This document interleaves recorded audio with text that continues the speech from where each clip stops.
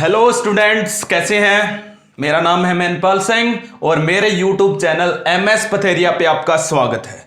आज हम स्टार्ट करने जा रहे हैं, बहुत ही इंपॉर्टेंट टॉपिक है जो हमारा +1 क्लास से भी रिलेटेड है। +2 क्लास की केमिस्ट्री का 3rd चैप्टर हमारे पास है, इलेक्ट्रोकेमिस्ट्री। 3rd चैप्टर का नाम क्या है? इलेक्ट्रोकेमिस्ट्री हमारे चैप्टर का नाम है। हम उसी को स्टार्ट करने जा रहे हैं। कुछ बेसिक बातें मैं आपको प्रत्येक चैप्टर में बताता जा रहा हूं, साथ साथ नोट डाउन कीजिएगा। आप अगर मेरे साथ कंटिन्यू बने रहेंगे, मैं आपको कंप्लीट सिलेबस देने वाला हूं, प्लस आपको कंप्लीट पीडीएफ दूंगा सभी यूनिट्स के नोट्स के। अगर आपको कहीं पे कोई भी डाउट रहता है, लेकिन मैं कहता हूं अगर आप खुद के नोट्स प्रिपेयर करोगे तो बेटर रहेगा। सेकंड, आपको CBSE board, ICSE board, NEET और मैं ये कह रहा हूं आईआईटी का जो बेसिक है वो आपको मेरी वीडियोस में सब कुछ मिलेगा। मैं आपको एक एक चीज प्रोवाइड करवा रहा हूं। तो देखिएगा गाइस, हम स्टार्ट करने जा रहे हैं इलेक्ट्रोकेमिस्ट्री। क्या स्टार्ट करने जा रहे हैं? इलेक्ट्रोकेमिस्ट्री। क्या होती है इलेक्ट्रोकेमिस्ट्री, ये सब कुछ आपको पता होना चाहिए। लेकिन उससे पहले ये भी स्टार्ट करेंगे, साथ साथ मैं आपको ये भी बताऊंगा आपने +1 में इससे रिलेटेड कहां पे क्या पढ़ा था। तो पहले देखिएगा, सबसे पहले इलेक्ट्रोकेमिस्ट्री क्या होती है। नाम से ही है इलेक्ट्रोकेमिस्ट्री। क्या कह रहा है? हम बहुत सारी रिएक्शंस पढ़ते हैं, देखते हैं ना, बहुत सारी केमिकल रिएक्शंस है। आपने बहुत सारी chemical reaction 9th 10th 11th बहुत जगह पे देखी होंगी। लेकिन ये जो केमिकल रिएक्शंस हैं ये भी कई टाइप की होती हैं। कोई कॉम्बिनेशन रिएक्शन है, कोई डिस्प्रोपोर्शनेशन रिएक्शन है, कोई रेडॉक्स रिएक्शन है, बहुत सारे टाइप की रिएक्शंस हैं।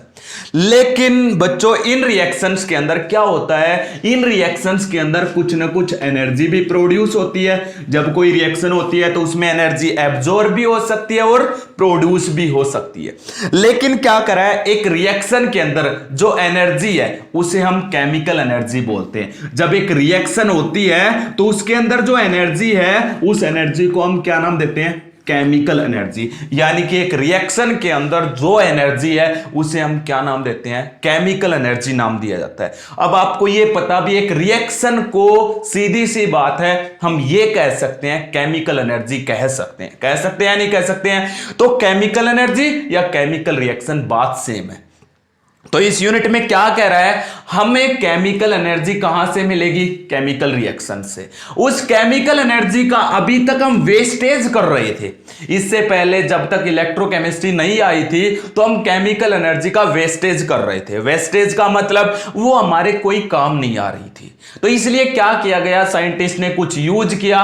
क्यों न केमिकल रिएक्शन में जो एनर्जी प्रोड्यूस होती है उसको यूज कर लिया जाए। यूज कैसे कर सकते हैं? इस केमिकल एनर्जी को इलेक्ट्रिकल एनर्जी में चेंज कर दिया। किस में चेंज कर दिया? केमिकल एनर्जी को इलेक्ट्रिकल एनर्जी में चेंज कर दिया।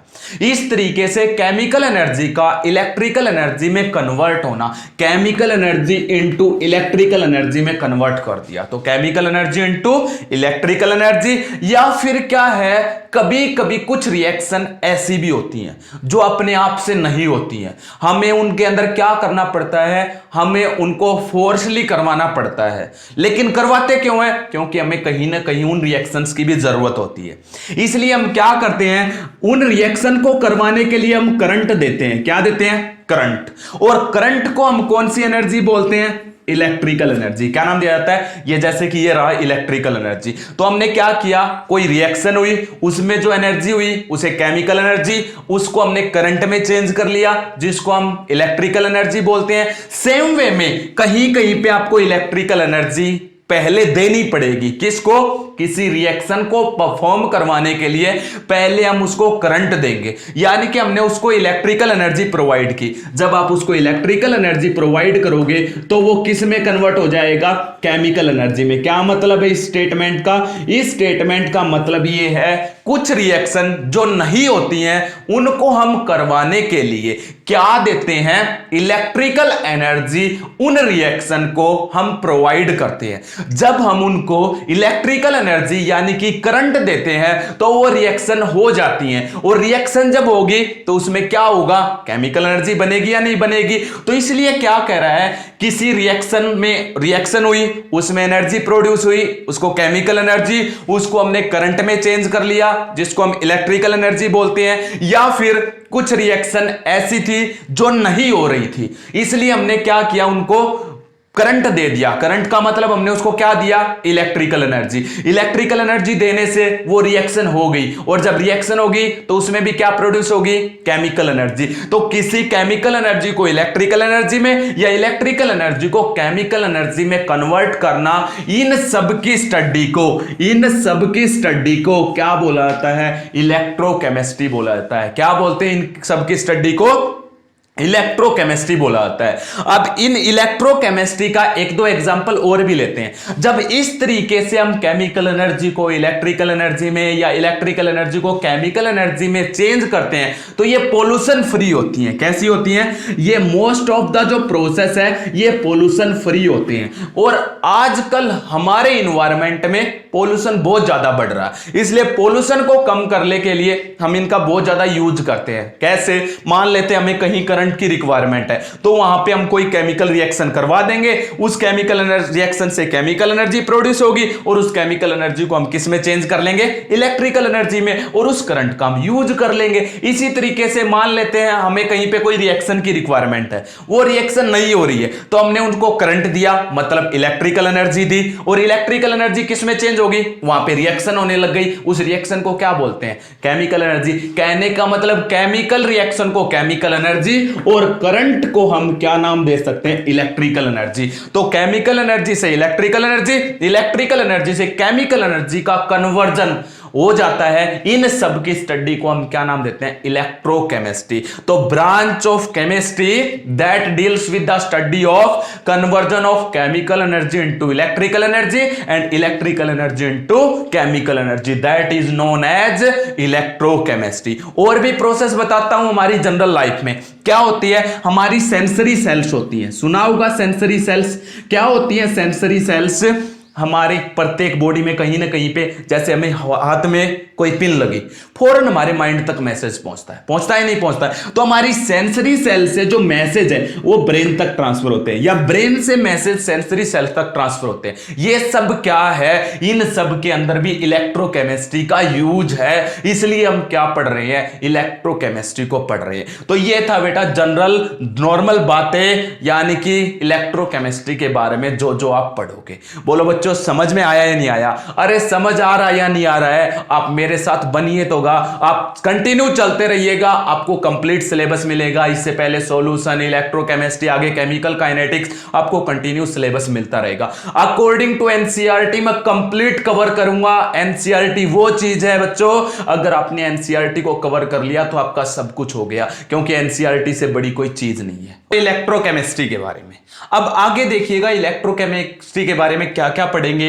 अब मैंने तुम्हें बताया chemical energy into electrical energy, electrical energy into chemical energy. देखते जाइएगा एक एक बात हम कैसे देख रहे हैं। तो आगे देखिएगा, अब ये कह रहा है आपके पास केमिकल एनर्जी को हम किस में चेंज कर रहे हैं, इलेक्ट्रिकल एनर्जी में। ये अपने आप से तो होगी नहीं, हमें किसी न किसी इंस्ट्रूमेंट की रिक्वायरमेंट होगी। तो एक ऐसा इंस्ट्रूमेंट जो केमिकल एनर्जी को इलेक्ट्रिकल एनर्जी में चेंज करता है, उस इंस्ट्रूमेंट को हम एक स्पेसिफाइड नाम देते हैं, that is known as electrochemical cell. क्या नाम दिया जाता है? तो इस यूनिट के अंदर हम एक टॉपिक तो यही पढ़ेंगे, इलेक्ट्रोकेमिकल सेल। कहने का मतलब जो केमिकल एनर्जी को किस में चेंज करेगा, इलेक्ट्रिकल एनर्जी में। मतलब कोई रिएक्शन होगी, उस रिएक्शन में एनर्जी बनी जिसको हमने केमिकल एनर्जी बोला, और वो आगे चलकर किस में चेंज हो जाएगी, इलेक्ट्रिकल एनर्जी में। इस तरीके से उसे हम कौन सा सेल बोलते हैं, इलेक्ट्रोकेमिकल सेल। लेकिन कभी कभी कोई रिएक्शन नहीं होती है, उसको करवाने के लिए हमने करंट दिया, जिसको हम क्या नाम देते हैं, इलेक्ट्रिकल एनर्जी। और इलेक्ट्रिकल एनर्जी किस में चेंज हो जाती है, केमिकल एनर्जी। जिस डिवाइस के द्वारा ऐसा होगा उसे हम बोलते हैं देते हैं इलेक्ट्रोलिटिक सेल, उसे हम क्या नाम देते हैं, इलेक्ट्रोलिटिक सेल। ऐसा होगा यानी कि क्या होगा, इलेक्ट्रिकल एनर्जी किसमें कन्वर्ट हो जाएगी, केमिकल एनर्जी में। That cell is known as electrolytic cell. तो आपके पास केमिकल एनर्जी से इलेक्ट्रिकल एनर्जी इलेक्ट्रोकेमिकल सेल में बनती है, और इलेक्ट्रिकल एनर्जी से केमिकल एनर्जी कौन से सेल में बनती है, इलेक्ट्रोलिटिक सेल में। इन सब के बारे में हम धीरे धीरे स्टडी करेंगे। बोलो समझ आ रहा है या नहीं आ रहा बच्चों, कर दूं फिर साफ, आगे चलिएगा। आगे हमारे पास क्या है, अब इस यूनिट के अंदर हमारे पास +1 की यूनिट का बहुत ही सहयोग है, योगदान है, बहुत ज्यादा यूज है। कौन सी है, आपने रेडॉक्स रिएक्शन पढ़ी होगी, पढ़ी है या नहीं पढ़ी है, +1 क्लास में, उसका बहुत ज्यादा यूज है। एक बार मैं थोड़ा सा स्टेप उन्हीं के बारे में बता देता हूं, क्योंकि अगर आपको वो क्लियर नहीं है बेसिक तो आप नहीं कर सकते। तो रेडॉक्स रिएक्शन देखिएगा क्या कह रही है, रेडॉक्स रिएक्शन नाम से ही पता चल रहा, रेडॉक्स जिनके अंदर क्या होता है, रेडॉक्स का मतलब होता है ऐसी रिएक्शन जिसमें दो बातें होती हैं। एक को क्या नाम देते हैं, रिडक्शन, और दूसरी को हम क्या नाम देते हैं, ऑक्सीडेशन। जिसमें दो बातें होंगी, दूसरी को हम क्या नाम देते हैं, ऑक्सीडेशन। क्या मतलब है, एक ऐसी रिएक्शन जिसके अंदर रिडक्शन और ऑक्सीडेशन दोनों एक साथ होंगे, यानी कि अगर रिडक्शन होगा तो ऑक्सीडेशन भी होगा, ऑक्सीडेशन होगा तो रिडक्शन भी होगा। ऐसी रिएक्शन को हम रेडॉक्स रिएक्शंस बोलते हैं। यह बात बहुत ही पते की है, बहुत ज्यादा इंपॉर्टेंट है। मतलब अकेला ऑक्सीडेशन नहीं होगा, अकेला रिडक्शन नहीं होगा, जब भी होंगे ये दोनों एक साथ होंगे। और ऐसी रिएक्शन जिनमें ये एक साथ होंगे उन्हें हम कौन सी रिएक्शन बोलते हैं, रेडॉक्स रिएक्शन। तो रेडॉक्स रिएक्शन का मतलब समझ में आ गया, these are the reactions in which reduction and oxidation both takes place simultaneously. अगर ये दोनों एक ही रिएक्शन में एक साथ हो रही है तो उन रिएक्शन को हम क्या नाम देते हैं, रेडॉक्स रिएक्शन। इसलिए रेडॉक्स रिएक्शन के बारे में थोड़ा सा जानना बहुत जरूरी था आपके लिए, इसलिए मैंने तुम्हें बता दिया है अकेला रिडक्शन और अकेला ऑक्सीडेशन कभी भी पॉसिबल नहीं है, या तो ये दोनों एक साथ होंगे या कोई भी नहीं होगा। और इस यूनिट में मैंने जो तुम्हें अभी अभी बताया ना, केमिकल रिएक्शन जो होती है उनमें जो एनर्जी बनती है उसको हम केमिकल एनर्जी बोलते हैं। वो कौन सी रिएक्शन की बात कर रहे हैं हम, रेडॉक्स रिएक्शन। रेडॉक्स रिएक्शन में जो एनर्जी बनती है उसी को हमने क्या नाम दिया था, केमिकल एनर्जी। क्या नाम दिया था, केमिकल एनर्जी। और जो क्या जा रही थी, वेस्ट हो रही थी, उसी को हमने किस में चेंज किया था, इलेक्ट्रिकल एनर्जी में। तो यहां पे हम इसलिए रेडॉक्स रिएक्शन की बात कर रहे हैं। रेडॉक्स रिएक्शन जिनमें रिडक्शन और ऑक्सीडेशन क्या होगा, एक साथ होगा। अब देखिएगा रिडक्शन के बारे में, बहुत बेसिक डेफिनेशन जो आपने पढ़ रखी है आज तक। रिडक्शन में हम क्या करते हैं, एडिशन ऑफ हाइड्रोजन। क्या करते हैं, एडिशन ऑफ हाइड्रोजन, हाइड्रोजन का जुड़ना, यही कहते हैं ना। किसी भी चीज में कोई भी आपके पास एलिमेंट है, अगर उसके अंदर हाइड्रोजन ऐड हो रहा है इट मीन्स उसका क्या हो रहा है, रिडक्शन। अरे बहुत बेसिक है, आप क्या करो, O2 ही ले लो, उसके अंदर हम हाइड्रोजन ऐड करते हैं, एट हाई टेम्परेचर रिएक्शन हो जाती है, क्या बन जाता है आपका H2O। यहां पे ऑक्सीजन के अंदर किसका एडिशन हुआ है, हाइड्रोजन का, इसका मतलब ऑक्सीजन का क्या हुआ है, रिडक्शन। बोलो पढ़ रखा है या नहीं पढ़ रखा है। ऑक्सीडेशन देखिए, इसके अपोजिट आप ऑक्सीडेशन पढ़ते थे। ऑक्सीडेशन में क्या करते थे, एडिशन ऑफ ऑक्सीजन। क्या करते थे, एडिशन ऑफ ऑक्सीजन। ऑक्सीजन का किसी भी चीज में ऐड होना। इसी रिएक्शन को लेता हूं, इसी से बताता हूं। H2 लिया, इसके अंदर O2 का ऐड किया, क्या बन गया, H2O। देखो इस बार किसके अंदर ऑक्सीजन ऐड हुआ, हाइड्रोजन के अंदर ऑक्सीजन का एडिशन हुआ। हाइड्रोजन के अंदर अगर ऑक्सीजन का एडिशन हुआ, इसका मतलब हाइड्रोजन का क्या हुआ है, ऑक्सीडेशन। हो गया या नहीं हो गया। अरे मैंने दोनों में एक ही एग्जांपल रखा है, यहां पे हाइड्रोजन के अंदर ऑक्सीजन ऐड हुआ, इसका मतलब ऑक्सीजन का, हाइड्रोजन का ऑक्सीडेशन। यहां पे ऑक्सीजन के अंदर हाइड्रोजन ऐड हुआ, इसका मतलब ऑक्सीजन का क्या हुआ, रिडक्शन। दोनों सेम है या नहीं है। आगे बढ़ते जाइएगा एक एक। अब क्या है, इस हाइड्रोजन को देखते हुए एक और डेफिनेशन धीरे धीरे आई। क्या आई, हाइड्रोजन कैसा एलिमेंट होता है, इलेक्ट्रोपॉजिटिव। क्यों, क्योंकि इसके ऊपर कैसा चार्ज होता है, इलेक्ट्रोपॉजिटिव चार्ज होता है। इसलिए क्या है, अब आगे धीरे धीरे रिप्लेसमेंट कर दिया, क्या कहा गया, इस हाइड्रोजन को हटा दो, इसकी जगह क्या लिख दो, एडिशन तो है ही है, लेकिन एडिशन किसका करें, एडिशन ऑफ इलेक्ट्रोपॉजिटिव एलिमेंट, किसका कर देते हैं, इलेक्ट्रोपॉजिटिव एलिमेंट का एडिशन। इलेक्ट्रोपॉजिटिव एलिमेंट अगर ऐड हो रहा है तो उसे हम क्या नाम देते हैं, उसे हम रिडक्शन नाम देते हैं। तो इलेक्ट्रोपॉजिटिव यानी कि हाइड्रोजन को हटा के उसकी जगह इलेक्ट्रोपॉजिटिव वर्ड लगा दिया, नई डेफिनेशन बन गई, कोई चेंज तो नहीं किया ना। अरे हाइड्रोजन जुड़े या इलेक्ट्रोपॉजिटिव जुड़े, क्यों, क्योंकि हाइड्रोजन एक कैसा एलिमेंट है, इलेक्ट्रोपॉजिटिव है, इसलिए डेफिनेशन नहीं बना दी। अरे ये आपको पजल करने के लिए है, मतलब तो सेम ही है। अरे आप और एग्जांपल ले लो, हम एग्जांपल ले लेते हैं, कोई भी एग्जांपल आप रख सकते हो, लेकिन आपको क्या है, इलेक्ट्रोपॉजिटिव एलिमेंट का क्या करना है, एडिशन करना है। जैसे कि ऑक्सीजन मैंने लिया, इसके अंदर मैंने किसका एडिशन कर दिया, जिंक का एडिशन कर दिया। जिंक एक कैसा एलिमेंट होता है, इलेक्ट्रोपॉजिटिव, क्योंकि इसके ऊपर प्लस का 2 चार्ज होता है। अब ये एडिशन होगा तो क्या बन जाएगा, ZNO। तो यहां पे ऑक्सीजन का क्या हुआ है, रिडक्शन, क्यों, क्योंकि ऑक्सीजन के अंदर किसका एडिशन हुआ है, इलेक्ट्रोपॉजिटिव एलिमेंट का। तो ऑक्सीजन के अंदर इलेक्ट्रोपॉजिटिव एलिमेंट का एडिशन हुआ, इसलिए ऑक्सीजन का यहां पे क्या हो रहा है, रिडक्शन। इसी तरीके से इसमें भी थोड़ा सा चेंज कर दिया गया, क्या चेंज किया, अब ऑक्सीजन एक कैसा एलिमेंट है, ऑक्सीजन एक इलेक्ट्रोनेगेटिव एलिमेंट है, इसलिए ऑक्सीजन को हटा दिया गया और क्या कहा गया, कह दिया गया ऑक्सीडेशन की नई डेफिनेशन बना दो, क्या बना दी, क्या क्या कहा गया, addition of electronegative element. Oxygen को हटा के उसकी जगह क्या लिखा गया, addition of electronegative element. Electronegative element का जुड़ना ये क्या कहलाता है, ऑक्सीडेशन। ये क्या होता है, ऑक्सीडेशन होता है। तो आप क्या करोगे, ऑक्सीजन की जगह पे इलेक्ट्रोनेगेटिव एलिमेंट ले लो। एग्जांपल, आपके पास हाइड्रोजन है, उसके अंदर मैंने क्लोरीन का एडिशन किया और आपको पता है क्या बनता है, HCl।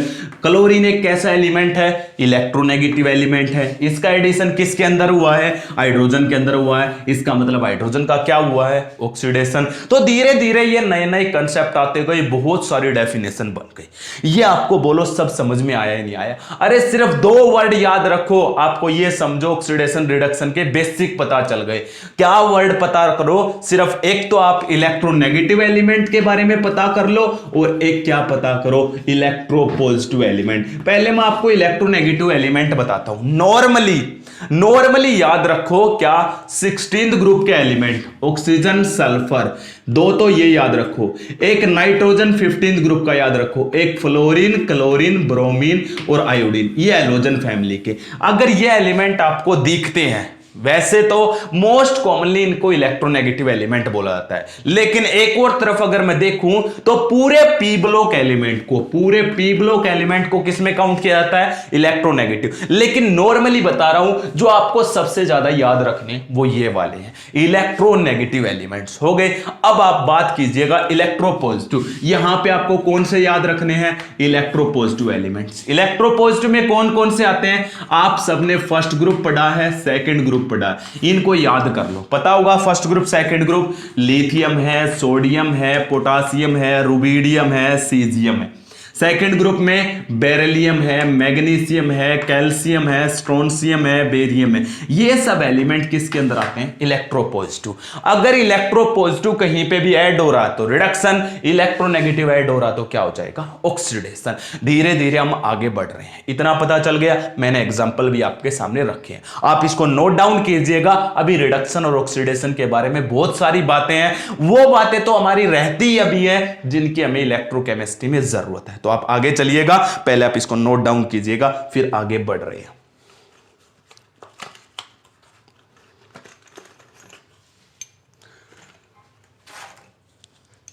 कर दूं आप बच्चों, ये लो। तो अब ऐसा कीजिए, साथ साथ आप अपनी रफ कॉपी लो और अपने जो राइट हैंड से निकले माने वो राइट हैंड साइड में अपनी कलम लीजिएगा, जो लेफ्ट हैंड साइड से लिखने वाले हैं वो लेफ्ट हैंड साइड से लेफ्ट हैंड में अपनी कलम लीजिएगा और छोटी छोटी बातों को नोट कर लीजिएगा।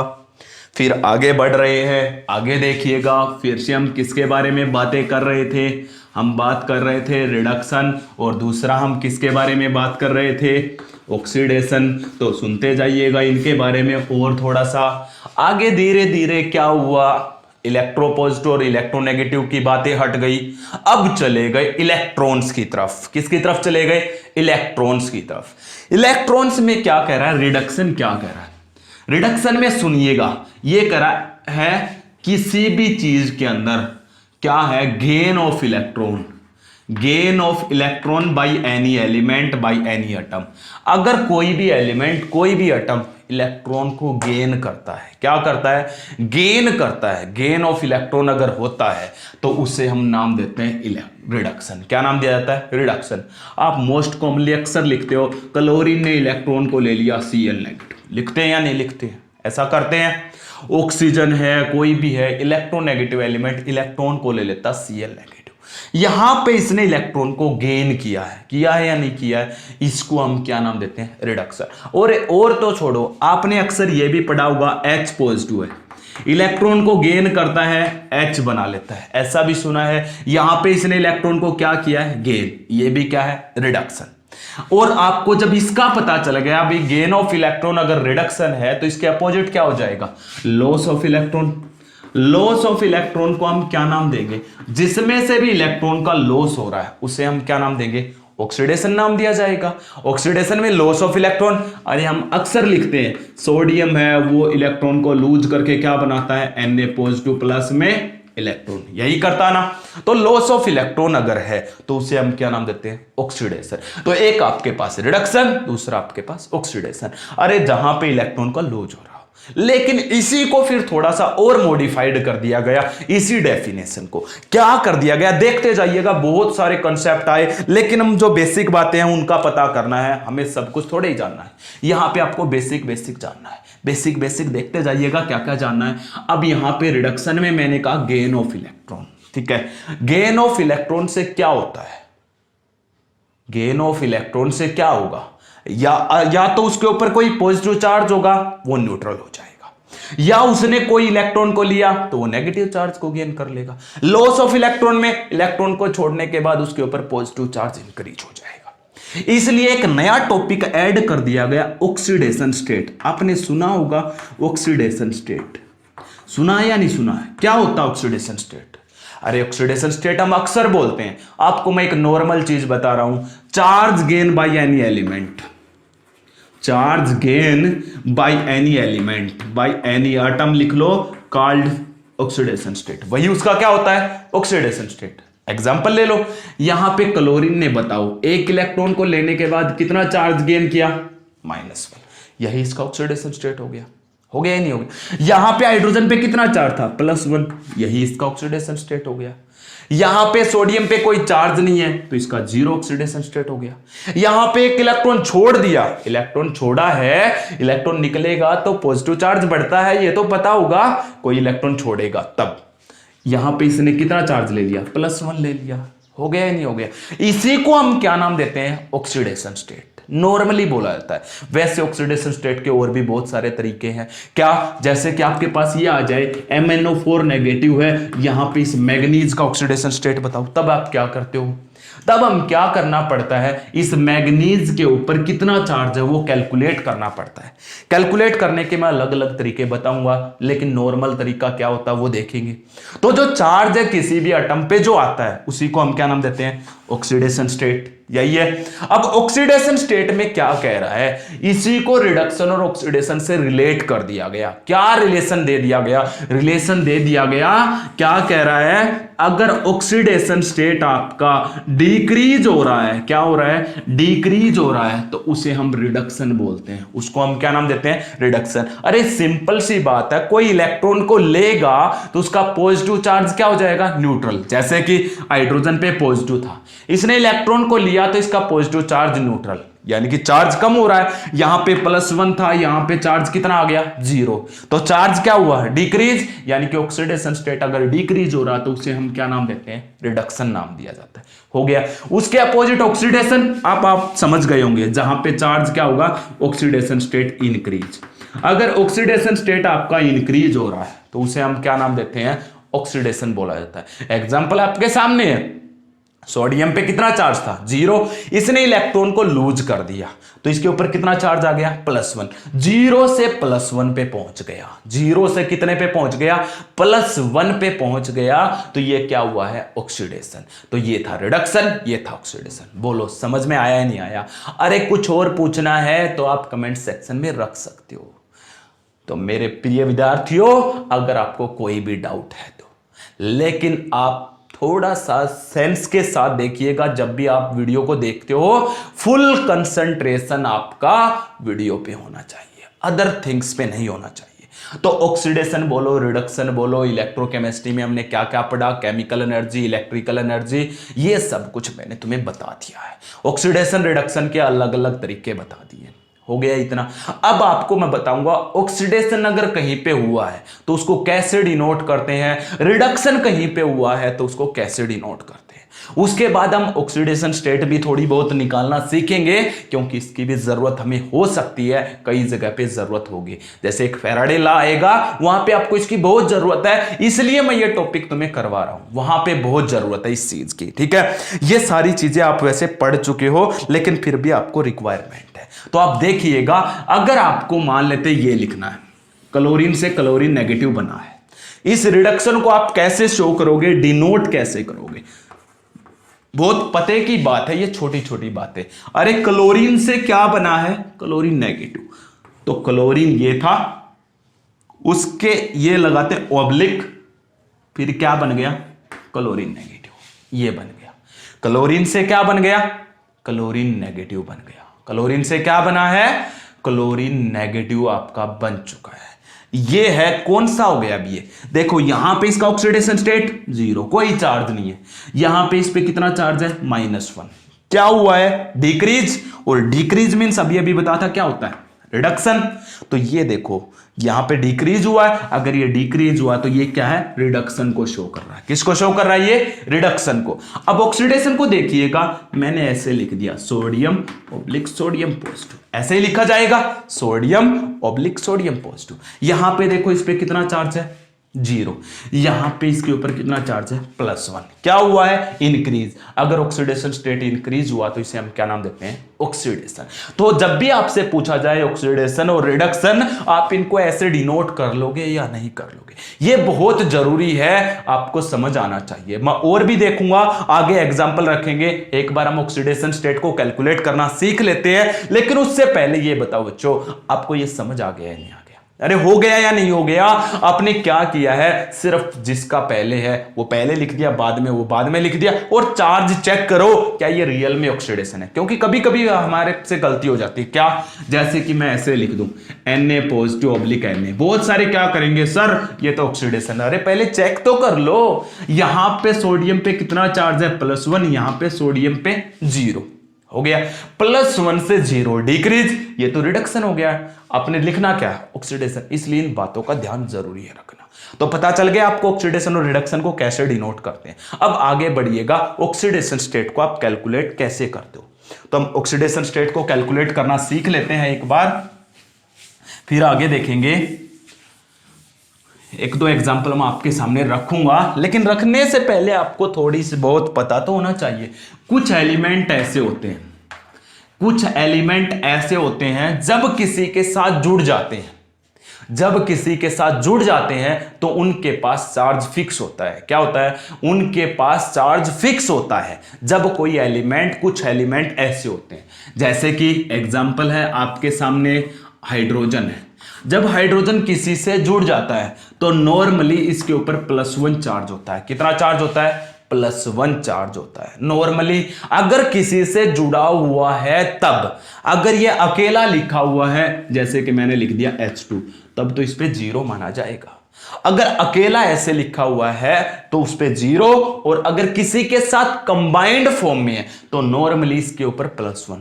लेकिन ऐसा नहीं है हमेशा +1, कभी कभी एक्सेप्शनल भी तो है, हमारी लाइफ में भी आते हैं, कहीं पे भी आते हैं एक्सेप्शनल। तो सब कुछ एक्सेप्शनल है, और केमिस्ट्री तो जानी ही एक्सेप्शनल के लिए जाती है। तो देखते जाइएगा क्या है एक्सेप्शनल के बारे में। मैं आपको क्या कह रहा हूं, अगर आपका हाइड्रोजन, बहुत पते की बातें हैं जो ये बता रहा हूं, बेसिक है इलेक्ट्रोकेमिस्ट्री का, अगर आपको ये पता है तो आगे की बहुत सारी चीजें आसान हो जाएंगी आपके लिए। अब ये क्या कर रहा है, अगर आपके पास हाइड्रोजन है, क्या है, हाइड्रोजन है, और ये क्या कर रहा है, किसके साथ जुड़ा हुआ है, when it is combined with, किसके साथ, अगर ये कंबाइंड है आपके फर्स्ट ग्रुप और सेकंड ग्रुप के मेटल के साथ, एंड सेकंड ग्रुप मेटल, अगर इनमें से किसी के साथ भी आपका हाइड्रोजन जुड़ा हुआ है, हाइड्रोजन जब फर्स्ट और सेकंड ग्रुप की मेटल के साथ जुड़ा होता है तो अब हाइड्रोजन पे -1 चार्ज होता है। कितना होता है, याद कर लीजिएगा, लिख लीजिएगा, when hydrogen combine with the first and second group metal then hydrogen है -1, अदरवाइज हाइड्रोजन है +1, हमेशा +1। लेकिन इनमें से किसी के साथ जुड़ा हुआ है, जैसे कि लिथियम के साथ जुड़ा हुआ है LiH, तो यहां पे इस पे -1 होता है। ये क्यों होता है ये भी धीरे धीरे आपको पता चल जाएगा, लेकिन इतना आपको पता होना चाहिए, सोडियम के साथ जुड़ा हुआ जैसे कि NaH, तो यहां पे हाइड्रोजन पे कितना चार्ज आएगा, -1। तो जब भी इन फर्स्ट और सेकंड ग्रुप के मेटल, और फर्स्ट और सेकंड ग्रुप की मेटल अभी भी लिखवाई थी, आपको याद हो गई होंगी। अब आगे बढ़ते जाइएगा, सेकंड आपके पास है first group metal. First group metal अभी तो बताइए, फर्स्ट ग्रुप के मेटल कौन कौन सी हैं, लिथियम है, सोडियम है, पोटासियम है, रुबिडियम है, सीजियम है, ये इनके ऊपर चार्ज होता है +1। कितना चार्ज होता है, +1 चार्ज होता है। लेकिन इनके बारे में सुनिएगा, इन पे चार्ज तो +1 होता है, लेकिन अब देखते जाइएगा, ये आपको याद हो गया, अभी इन पे चार्ज +1 है, हो गया, फिक्स है ये हमेशा। अब एक बात बताओ, मुझे यहां पे आ जाता हूं मैं वापस, ये मैंने सोडियम को हाइड्रोजन से जोड़ रखा है और मुझे याद नहीं रहा कि हाइड्रोजन जब फर्स्ट और सेकंड ग्रुप मेटल से जुड़ता तो हाइड्रोजन पे -1 है, मुझे याद नहीं रहा, ये रूल मुझे याद नहीं रहा।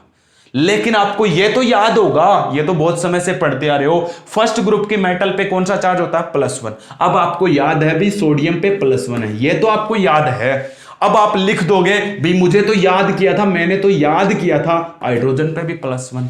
तो एक बात बताओ, ये क्या कभी एक प्लस दूसरे प्लस से जुड़ सकता है, वो तो रिपेल करेंगे, लेकिन ये तो यहां पे जुड़ गए, इसका मतलब ये सही नहीं है।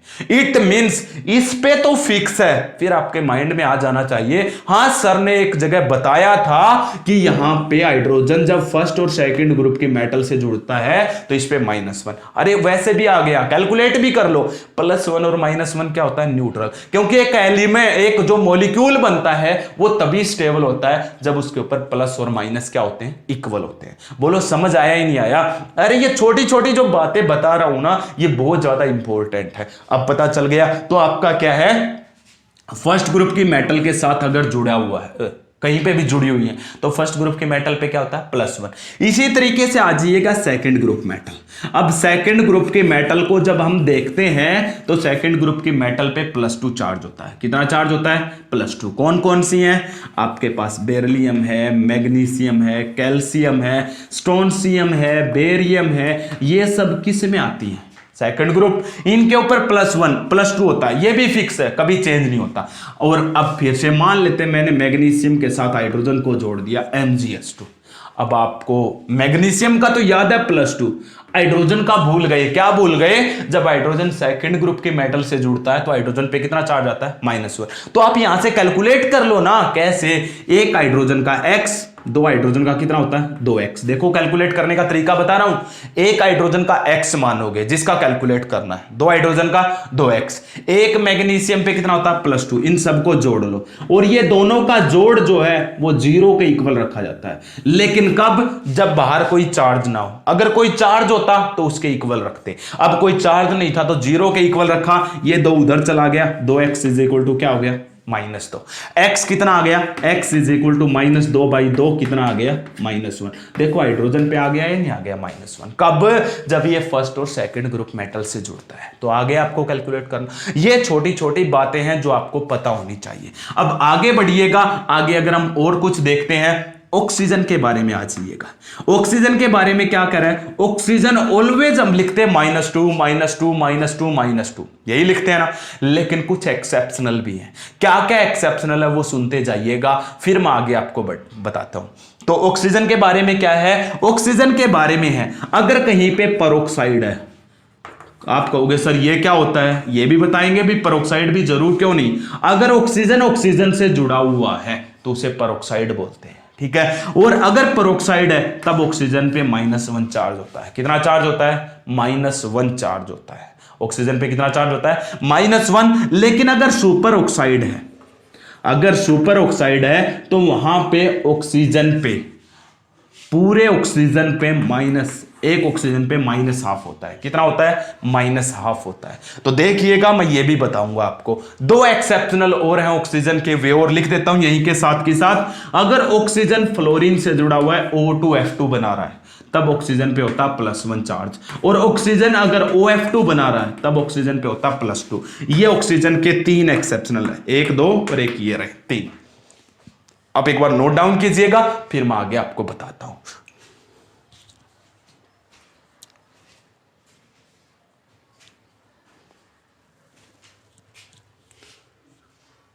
हटा दो बच्चों, हो गया होगा।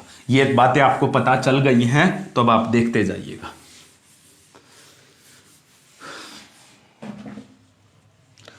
कुछ आप में से ये अभी कहेंगे सर आप तो बहुत लंबा करवा रहे हो। अरे 10-15 मिनट में अगर केमिस्ट्री या फिजिक्स होती तो इतना लंबा खींचने की क्यों जरूरत थी, इतना लंबा खींचने की कोई आवश्यकता ही नहीं थी। 10-15 मिनट में कोई जादू नहीं है। नीट, IIT, CBSE इनकी तैयारी कर रहे हो आप, तो इतने छोटे से लेक्चर में 10 to 15 मिनट में कोई जादू नहीं होता है। मेहनत तो करनी पड़ेगी। फिर क्यों हम मेहनत, 1-1 घंटे की वीडियो, 1.5 घंटे की वीडियो क्यों बना रहे हैं, आपके लिए बना रहे हैं, इसलिए आप कंप्लीट देखिएगा। तो अब ये देखिएगा पेरोक्साइड, ऑक्साइड और मैंने ये तो आपका फिक्स है। क्यों है, अरे ऑक्सीजन और फ्लोरीन से जब जुड़ेगा तो फ्लोरीन की इलेक्ट्रोनेगेटिविटी हाई है, तो इस पे इसका x मान के निकाल सकते हो, सीधी सी बात है +2 आएगा। लेकिन फ्लोरीन पे कितना होता है वो अभी मैं आगे आपको बताऊंगा। अब पेरोक्साइड देखिएगा, आप H2O2 लिखते हो अक्सर, ऐसे होता है ये H2O2। ये देखिएगा यहां पे ऑक्सीजन ऑक्सीजन से जुड़ा हुआ, तो इस पे भी -1, इस पे भी कितना आएगा, -1 चार्ज। हो गया या नहीं हो गया। इसी तरीके से सुपर ऑक्साइड, सुपर ऑक्साइड का मतलब भी सुन लीजिएगा। सुपर ऑक्साइड का मतलब क्या होता है, हम अक्सर लिखते हैं सुपर ऑक्साइड में क्या लिखते हैं, KO2 लिख दिया हमने। क्या लिख दिया, KO2। ये सुपर ऑक्साइड है। कैसे पता चला, मैंने कहा एक ऑक्सीजन पे क्या, -1/2। ऐसे केसेस में आपको कैलकुलेट करना है। कैसे, अरे सोडियम पोटासियम पे +1, अभी तो बताया था रूल्स, फिक्स है। इस पे +1 है तो इसका x मान लो, एक ऑक्सीजन का x, 2 का कितना हो गया 2x, इस पे +1 + 2x इक्वल टू कितना रख दूं 0, तो 2x इज इक्वल टू ये +1 उधर जाएगा, क्या हो जाएगा -1, तो x कितना आ गया आपका -1/2। देखो आ गया या नहीं आ गया। तो इसलिए तो कह रहा हूं यहां पे ऑक्सीजन पे कितना हो गया -1/2। अरे जहां पे आपको डाउट लगे ना, तो एक बात सत्य वचन बोलूंगा आपको। क्या बोलूंगा वो सत्य वचन, कि जो भी आपके पास एलिमेंट होगा उसके साथ में उसका आपको पक्का पता होगा कि ये चार्ज होता है। अब आपसे कह दूं मैं RbO2 है और आप भूल जाओ ऑक्सीजन पे कौन सा चार्ज लूं, डाउट में है तो, लेकिन आपको रुबिडियम का तो पता है, फर्स्ट ग्रुप का एलिमेंट है, इस पे कितना चार्ज होता है +1। देखो बात सत्य है या नहीं है, इसका आपको पता है तो आप इसका निकाल लो। आप डाउट में क्यों रहते हो, आप कैलकुलेट कर लो, आपको एक चीज का पक्का पता होगा, हो जाएगा। ये था ऑक्सीजन के बारे में। अब एक हैलोजन के बारे में और छोटी सी बात बताता हूं, फिर हम 2-4 ऑक्सीडेशन स्टेट कैलकुलेट करना सीखेंगे। तो देखते जाइएगा हैलोजन के बारे में। और हैलोजन के बारे में क्या कह रहा है, हैलोजन के बारे में कह रहा है, आप कहीं पे भी हैलोजन को देख लो, अरे क्या है, एक्स से डिनोट किया जाता है, आगे काम आएंगे फ्लोरीन, क्लोरीन, ब्रोमीन, आयोडीन, यही होते हैं ना। इन पे अक्सर मोस्ट कॉमनली -1 चार्ज होता है। कितना होता है -1, जब ये किसी से जुड़े हुए होते हैं। और फ्लोरीन का तो फिक्स है, कभी भी चेंज नहीं होता -1। लेकिन ये 3 एलिमेंट कभी कभी धोखा दे जाते हैं, जो कि ये दुनिया बहुत आजकल ऐसी तो हो ही गई है, तो इनको भी आदत हो गई धोखा देने की। तो देखिएगा कि क्या करते हैं, ये करते हैं जब ये फ्लोरीन से जुड़ जाते हैं, इनमें से कोई भी एलिमेंट अगर फ्लोरीन से जुड़ गया, आगे पी ब्लॉक एलिमेंट में आएगा। बहुत ज्यादा इंपॉर्टेंट क्वेश्चन है, इसलिए मैं आपको बता रहा हूं, आप यहीं पे इनको कवर कर लो ना, आगे आपको जरूरत नहीं पड़ेगी। तो आप सुनते जाइएगा, यहां पे जो ये तीनों एलिमेंट है, यानी कि क्लोरीन, ब्रोमीन और iodine, if these are connected with the fluorine, अगर ये फ्लोरीन से कंपाउंड बनाए हुए हैं, जैसे कि ClF3 है, यहां पे देखो क्लोरीन ने किसके साथ बना रखा है, फ्लोरीन ने। BrF3 है, आप अक्सर सुनते हो ब्रोमीन ने फ्लोरीन। IF5 है, यहां पे भी देखो आयोडीन ने किसके साथ बना रखा है, फ्लोरीन ने। अगर ये तीनों फ्लोरीन से जुड़ गए तो इन तीनों के ऊपर -1 चार्ज नहीं रहेगा। If chlorine, bromine and iodine combine with the fluorine then they have not -1 charge. तब हमें कैलकुलेट करना पड़ेगा, जैसे कि मुझे यहां पे क्लोरीन है, क्लोरीन का X मान लो।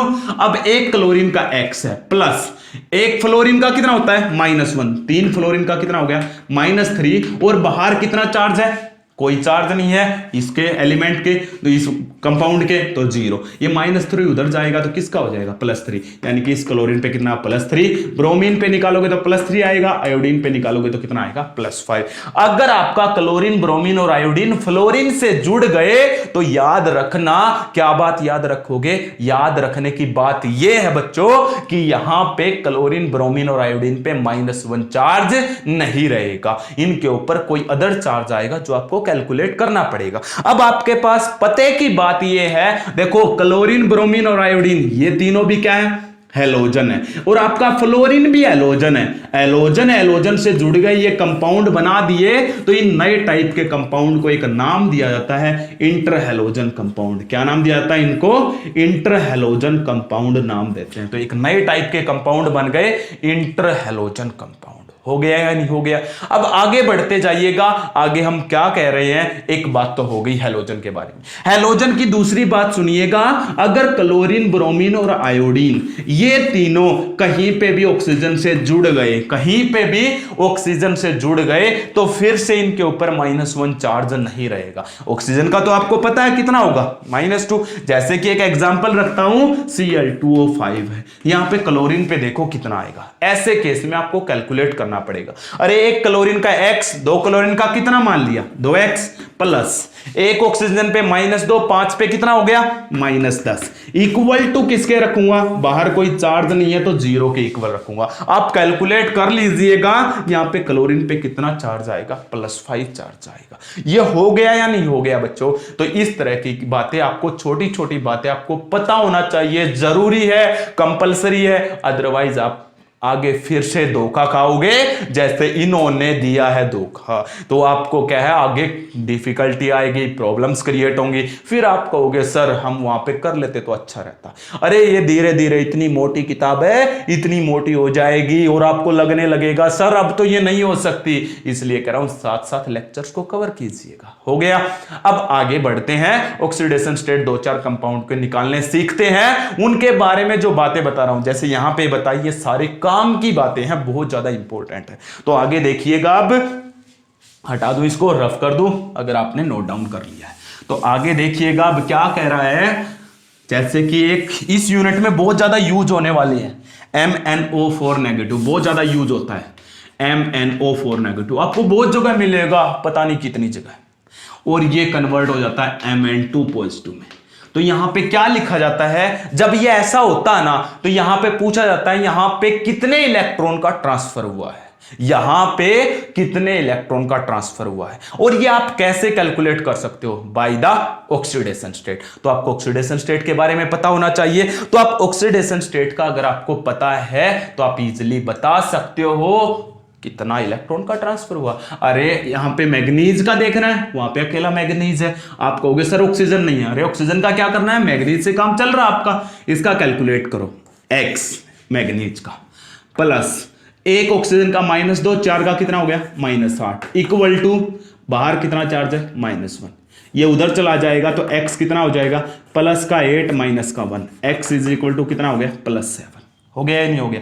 तो X का यानी कि मैग्नीज का कितना आ गया, +7। यहां पे मैग्नीज का क्या हुआ है, +2, जितना चार्ज है वही, +7 से +2 पे गया है, +7 से +2 यानी कि डिक्रीज। डिक्रीज मीन्स क्या होता है, रिडक्शन, और रिडक्शन मीन्स क्या होता है, गेन ऑफ इलेक्ट्रॉन। सुन लो बच्चों, बहुत ज्यादा इंपॉर्टेंट है। एक 2 नंबर का तो सीबीएसई बोर्ड क्या, नीट क्या, आईआईटी क्या, जेई क्या, हर जगह आता है ये क्वेश्चन, हर जगह आता है। इसलिए तो मैं सिखा रहा हूं, बार बार कोशिश कर रहा हूं। अगर मेरी कोशिश आपको सिखाने की है, अगर आपने सीख लिया तो मैं सोचूंगा मैंने जो किया था उसका मुझे कुछ मिल गया है। अब देखिएगा, डिक्रीज मींस रिडक्शन, तो कितना डिक्रीज हुआ, +7 से +2 पे कितना डिक्रीज हुआ, 5। इसका मतलब कितने इलेक्ट्रॉन का ट्रांसफर हुआ, यहां पे 5 इलेक्ट्रॉन का ट्रांसफर हुआ। आगे आप डी ब्लॉक एलिमेंट पढ़ोगे, उसमें से भी एक क्वेश्चन यहां से उठ के आता है। जब आपको यह आना चाहिए तभी तो आएगा, तो यह आपके पास था 5 इलेक्ट्रॉन का ट्रांसफर, पता कर लोगे। अब एक और अक्सर क्वेश्चन आता है, H2O है और ये कहता है इसका 1 मोल लेना, कितना लेना, 1 मोल, और ये चेंज हो रहा O2 में, कितने इलेक्ट्रॉन का ट्रांसफर हुआ, how much electron are transfer. तो आपसे ये क्वेश्चन पूछा जाता है कितने इलेक्ट्रॉन का ट्रांसफर हो रहा है, कैसे बताओगे। सबसे पहले 1 मोल है इसका और ये O2 में चेंज हो रहा है, ठीक है। अब देखते जाइएगा, यहां पे जो आपका ऑक्सीजन है उस पे कितना चार्ज होता है, -2। अरे एक ही ऑक्सीजन है, एक ऑक्सीजन पे -2, 1 मोल इसका। आप मैंने क्या कहा है, H2O का 1 मोल लेना, एक का मतलब इसके आगे 1, इसका मतलब ऑक्सीजन कितना, 1 ऑक्सीजन है। 1 ऑक्सीजन पे कितना चार्ज है, -2, ये चेंज हो रहा O2 में। आप में से आधे से ज्यादा बच्चे कहेंगे सर ये तो O2 2 ऑक्सीजन है। अरे 2 नहीं है, 1 ही है। आप इसको हाफ O2 लिख दो, ऐसा कर लो। -2 से यहां पे अब कितना ऑक्सीजन है, 1, और जब कोई जुड़ा हुआ नहीं है तो कितना चार्ज होगा, 0। बता रखा है या नहीं बता रखा, -2 से 0 पे गया, -2 से 0 पे क्या हुआ है, इंक्रीज। Increase means oxidation. -2 से 0 पे जाना, कितने इलेक्ट्रॉन, 2। कितने इलेक्ट्रॉन का ट्रांसफर हुआ, 2 इलेक्ट्रॉन ट्रांसफर। बोलो समझ आ गया नहीं आ गया। अरे ये सारे इसी यूनिट में काम आएंगे, फिर मैं कहूंगा आप फर्स्ट वीडियो देखो, फर्स्ट वीडियो देखो, इसलिए आप अभी देख लो फर्स्ट वीडियो, ताकि आपको आगे डाउट ना रहे। तो ये थी छोटी छोटी बातें जो आपको पता होना चाहिए। अब अक्सर लिखा हुआ आ जाएगा MnO4 नेगेटिव / MnO2 पॉजिटिव। आधे से ज्यादा बच्चे कहेंगे सर ये क्या है, अरे दिख तो रहा आपको क्या है, रिडक्शन है। कहां से पता चला रिडक्शन है, अरे यहां पे इसका +7 ऑक्सीडेशन स्टेट, इसका +2, डिक्रीज मींस रिडक्शन। देखो ऐसे ही लिखा था या नहीं लिखा था। तो ये छोटी छोटी बातें मैंने आपको बता दी हैं। फिर भी आपको कोई डाउट रहता है तो आप मेरे से कंसल्ट कर सकते हैं। आपने ऑक्सीडेशन स्टेट निकालना सीख लिया, आपने रिडक्शन लिखना सीख लिया, ऑक्सीडेशन लिखना सीख लिया, कितने इलेक्ट्रॉन का ट्रांसफर हुआ, ये सब कुछ आपने सीख लिया है। तो इन्हीं को देखते हुए मैंने तुम्हें बताया था इस यूनिट में एक इलेक्ट्रोकेमिकल सेल है, इलेक्ट्रोलिटिक सेल है, बहुत सारी ऐसी छोटी छोटी बातें हम इसके अंदर पढ़ेंगे। तो आगे हम देखेंगे, हमारा नेक्स्ट टॉपिक है इलेक्ट्रोकेमिकल सेल। कौन सा टॉपिक है, इलेक्ट्रोकेमिकल सेल, जिसको हम नेक्स्ट वीडियो में डिस्कस करेंगे। हो जाएगा बच्चों, ओके। अब आप ऐसा कीजिएगा, आपने वीडियो को देख लिया है तो ये छोटी छोटी बातें आप नोट डाउन कीजिएगा, फिर आगे बढ़िएगा, सब कुछ साथ साथ हो जाएगा। ओके।